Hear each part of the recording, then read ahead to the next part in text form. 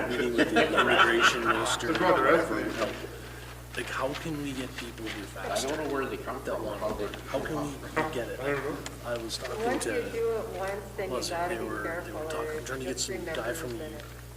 I think what happened is Trevor said the one for Stones or something, that's just the other thing here. Well, you know, when you know what thinking about you. Anybody who's But you can't stop.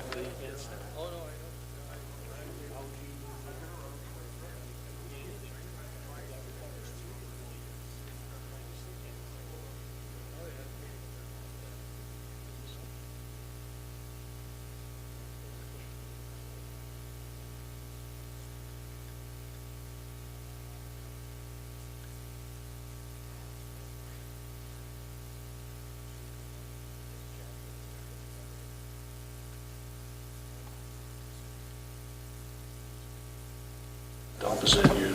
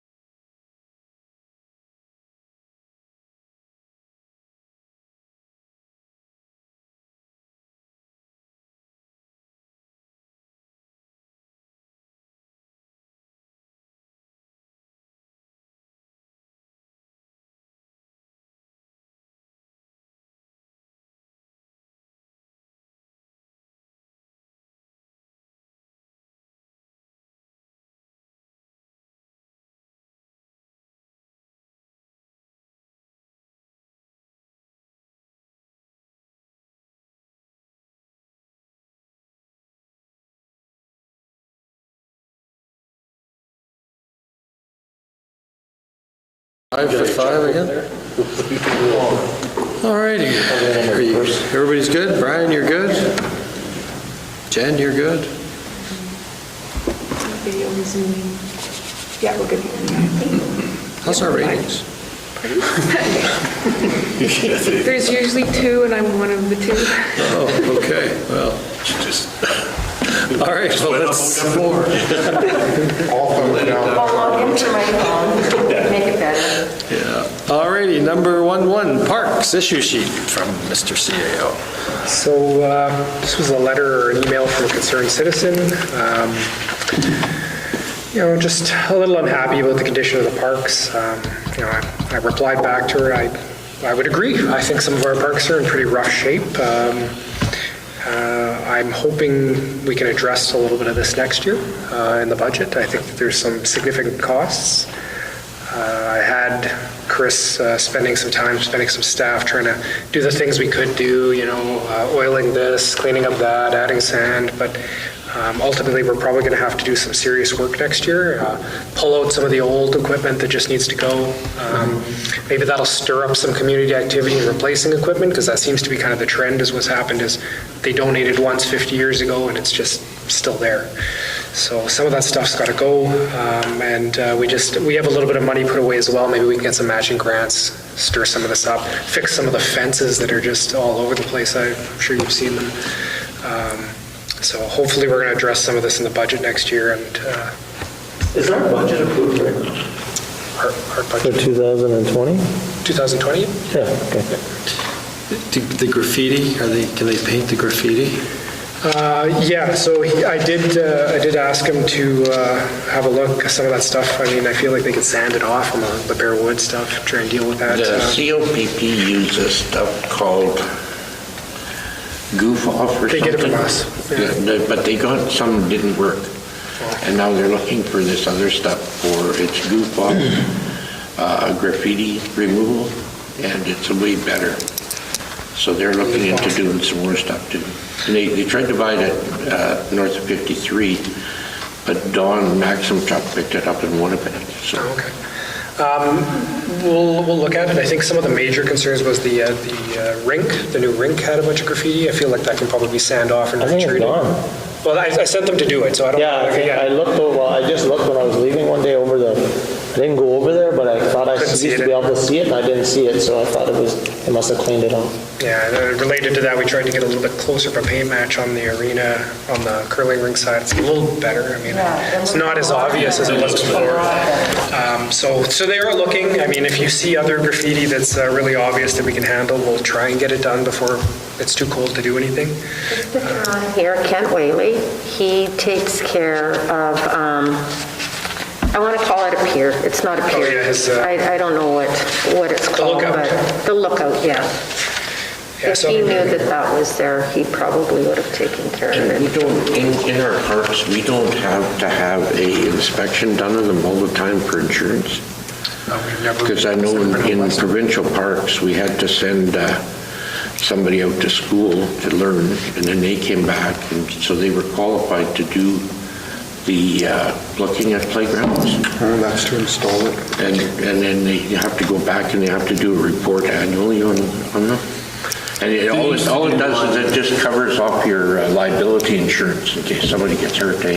They used to do them years ago, and then Kelsey Rec would also do an inspection and then make recommendations as to which piece should go out. And I think Grant at the time, he would do the inspection. Someone did them, I don't know who, but they were done at some point in time.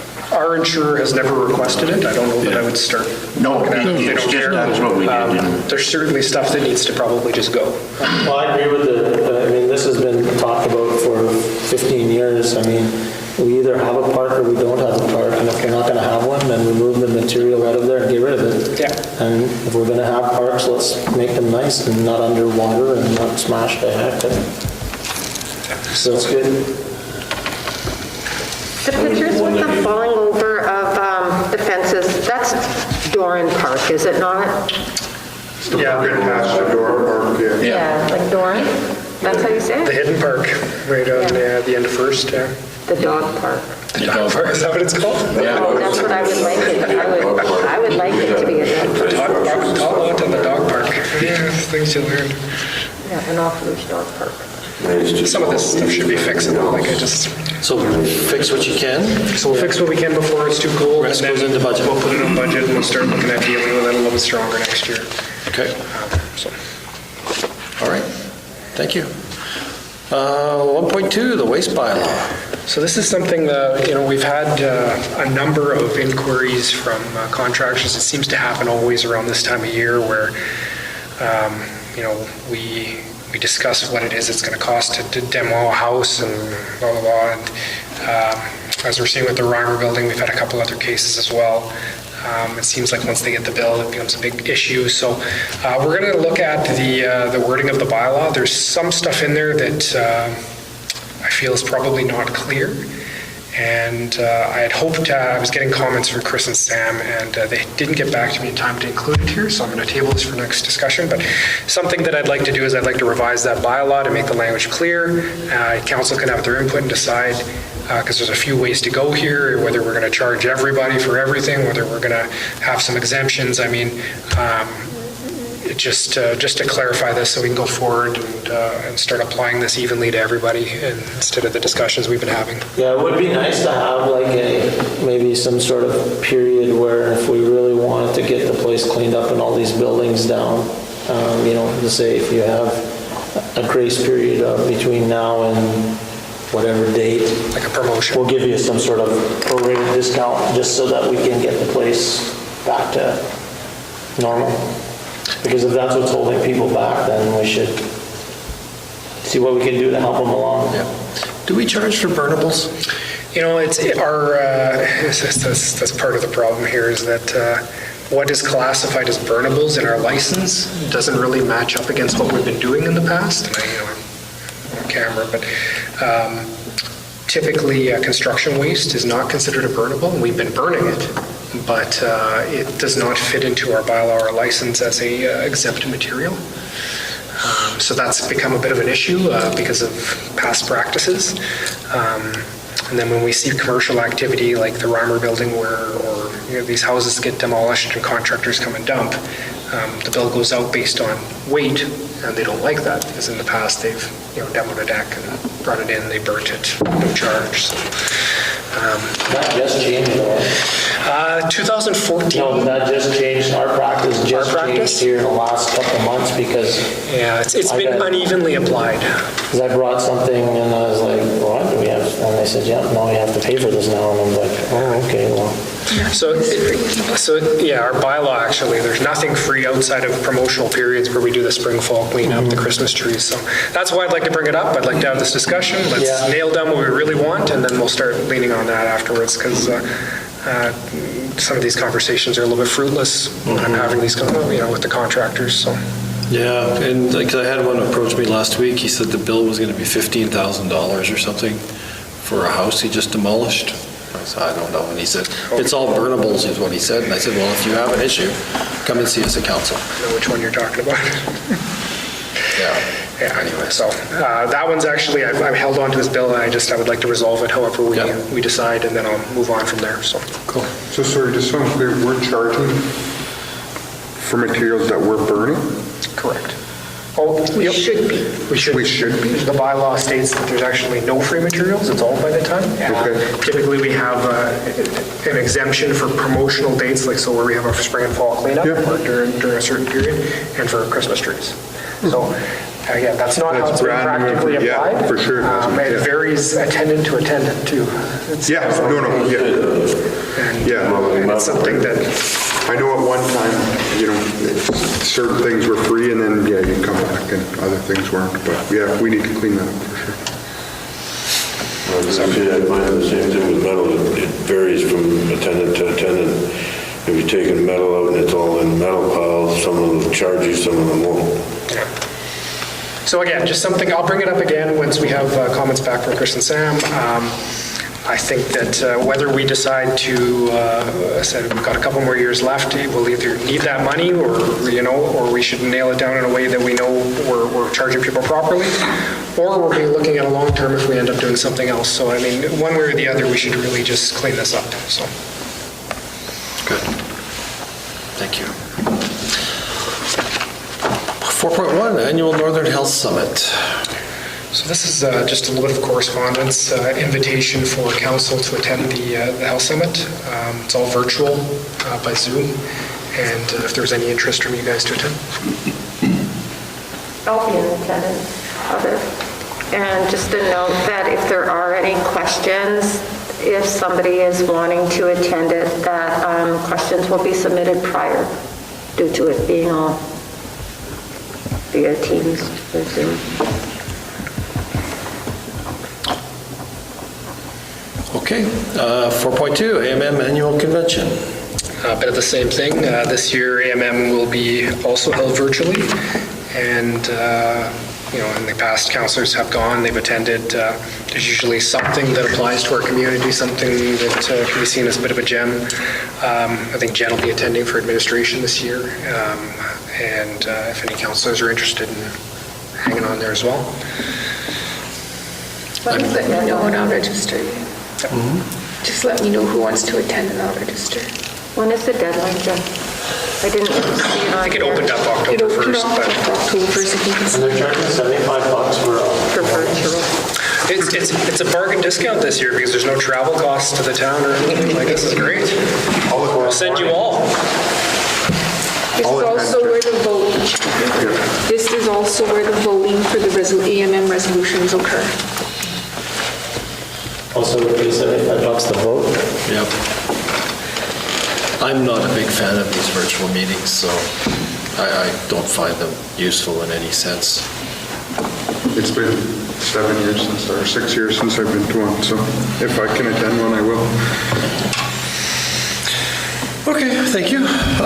Curling Club. So this was an issue sheet brought by Councillor Lane. I added a few comments on here just in connection to it. Curling Club had approached Trevor about potentially some funding in relation to getting their operations going again this year. They were having a bit of a hard time. Didn't think that they'd have the money to get going. So obviously, I feel like there's a few concerns here, a few questions we need to ask them.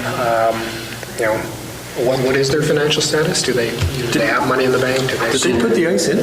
No. Not yet, no. So roughly in the curling season, they're looking at having, it would cost about $32,000, sorry, to run. So it would cost $6,600 to put the ice in for the initially $4,500 a month, including, so that would be $45 on top of the $66 for the first month, and then roughly around $45 every month after. So, I mean, they're no different in some extent in other organizations. They're unable to hold any bonspiels. That usually is what keeps them going. The bar services upstairs also helps them keep things going in terms of revenue in. That'll be limited. They're feeling that, they do have a certain number of curlers that are really anxious. There are some that might be a little bit up in age that may not want to due to COVID, but they don't want to start the season and then all of a sudden if we go to orange or red or whatever we happen to go to, and then everyone's going to look for their money back, and not only can they kind of give them the money back, but they can't afford and they're going to go in debt.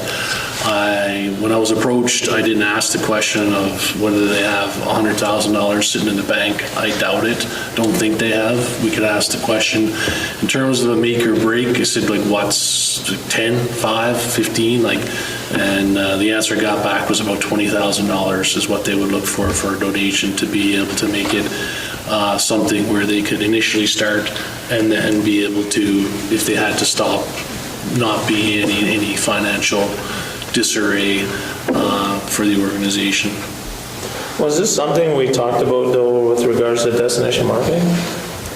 I think it stemmed out of there. I think what happened was that discussion happened. I think the mayor actually brought it up first in terms of hearing that it wasn't going ahead. And I think it was about a week after that, there was a gentleman that comes into my workplace and he approached me and he is on the board and kind of, he presented me with the fact sheet that they had and the discussion kind of led to here. So I said I'd present it, and again, I know this is not a budgeted item. We knew that this was going to happen.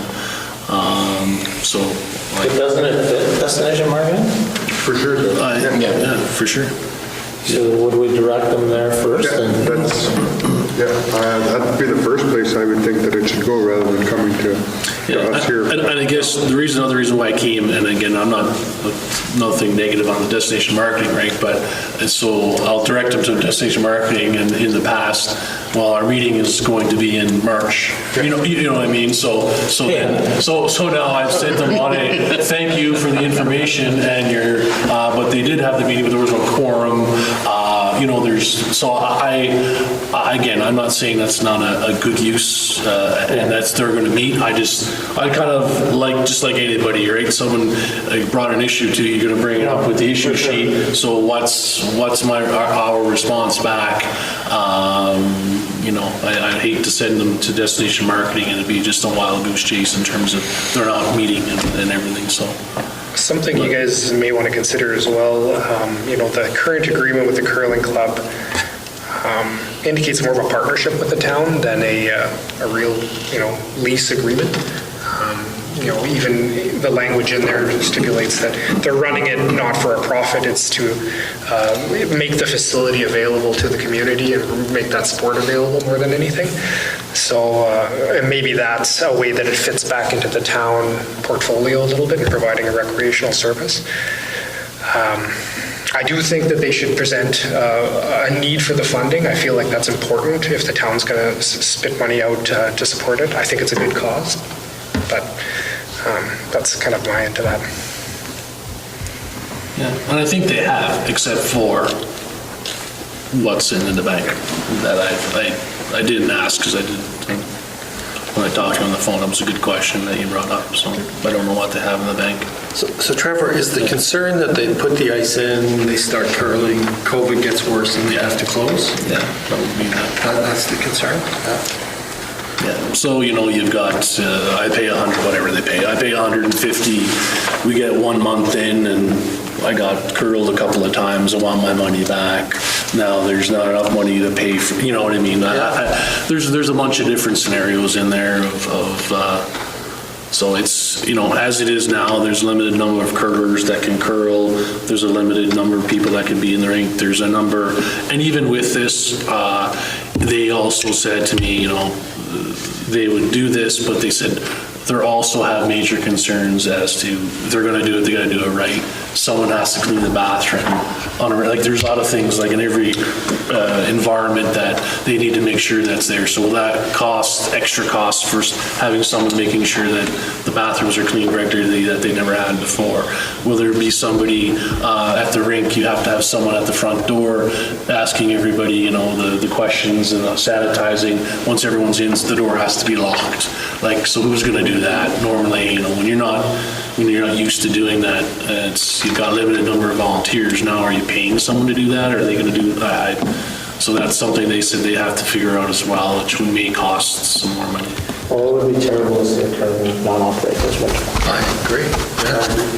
I was going to say, something that we may be able to help them with instead of just straight funds is potentially using some of our staff resources that are there.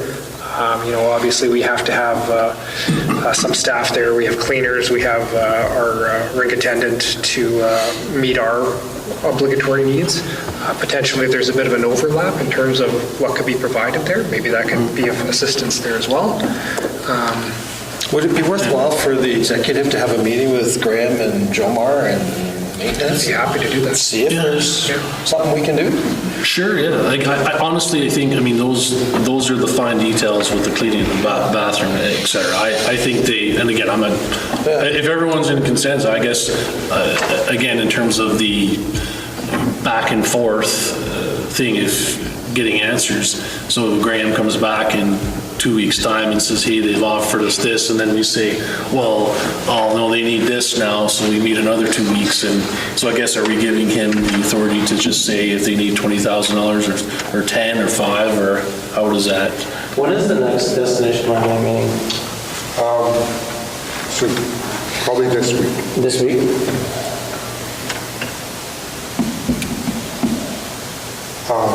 Yeah, I'll maybe get some info from after the meeting. Okay, sure.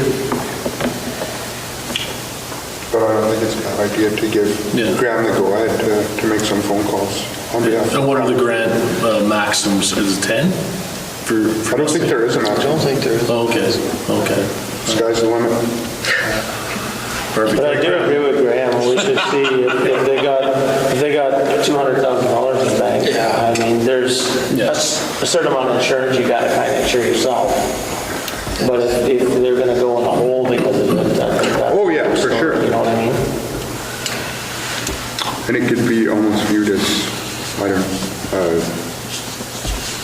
I wouldn't say a loan, but I don't know. Well, you're gonna see, if that's the case, you'll see minor hockey, like they could potentially be in the same position, right? Because they're losing money. I would suspect that they're not gaining any money, but they have enough funds to float them through, right? I mentioned also, if the town looks at doing this and covering these costs or whatever, or helping them with it, it's going to open a can of worms for every, like the minor hockey and every other sporting event, non-profit organization to come looking to the town for funding to help them through the COVID times as well. I think the difference is though, is this is sorry, Larry, I didn't mean that, I thought you were done. I think this is something that should be in the hands of the destination marketing. Yeah, I agree. But I think the difference, how I look at this is, typically these facilities are run by the communities. And you got a club there that the ice would be in no matter what sort of thing. And that was also mentioned too, right? Like they did a big rental there not that many years ago to add the change rooms on, and they're proud that they've been club run with, I guess I'm sure there's been some in-kind town support over the years for sure, but they run it themselves. So they want to keep going, and I know there's potential there to open up a can of worms, but at the same time, we all look and make decisions based on the information that's there. So depending on the situation, maybe we can help out this group, maybe we can help out others, I don't know. So we had, I just asked Graham to confirm this, we had a meeting with the northern mayors and a couple of ministers again last Friday. And the province did make an announcement that we will be receiving some COVID money. And our share will be about 300 grand. I can't remember. It was so Something much like per that, capita, yeah. right? It was between 250 and 300 grand, and it's because of COVID-related stuff. This would be a good one that might qualify out of that money, because I know we're running a deficit and all that other stuff, right? But this is, it's not from the taxpayer, so to speak, right? And it's COVID money. Look at, I'm making a mistake already. But, you know, I'm just- at the risk of sounding like a socialist here, I mean, it's the role of government to probably provide those supports in downturns. And like you see from the federal government, you see from the provincial government, that's where, you know, the government pushes back and injects in that money to try and keep things going. That, you know, That might be one where we can help out of there, and then it's not affecting taxes. Yeah. So I kind of like giving people answers, like not saying yes, it's a go or whatever, but so what's someone going to do in terms of contacting these people, just so they have an answer, so they can't say, hey, we talked to this guy and he didn't do jack, you know what I mean? I like to say, hey, at least the guy. who's going to represent them? Well, I'm Cheryl, between Cheryl and John Reeves. So if you can give me their contact information, I can reach out to them and so we'll sit down, we'll talk, we'll see what we can do for them. And do they have a number they're looking for? 20,000 is what they're looking Because, I mean, I think that we need to do whatever we can to get them open. And if it's authorizing Graham to do that, then instead of coming back here in 2 or 3 weeks and next thing you know, the season's over, why don't we just authorize Graham to do that? Graham can do it under his limit. Who is Kelly Singleton Ferguson? That's Kelly Arm, no, that's, she's a big curler. She's curling too? Apparently, she's the president of the curling club. Oh, okay, So she would be, okay, sure. I'm sorry, I don't know her, I Okay, don't think. I thought you were talking about Kelly, I know who Kelly, I thought you were talking about Kelly Armstrong, she was involved in the curling. Yeah, because somebody else had sent me a text saying that Kelly Singleton Ferguson is the president of the curling club. Okay.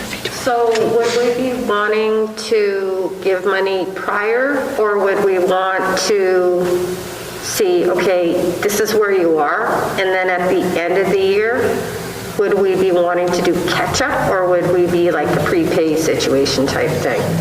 So it would depend on their financial situation, right? I mean, if... Well, can we, I don't know how it works in the rules, but is there a way of us authorizing Graham to provide a grant up to $20,000 based on not working out with destination marketing, so these guys can just get going and give them that?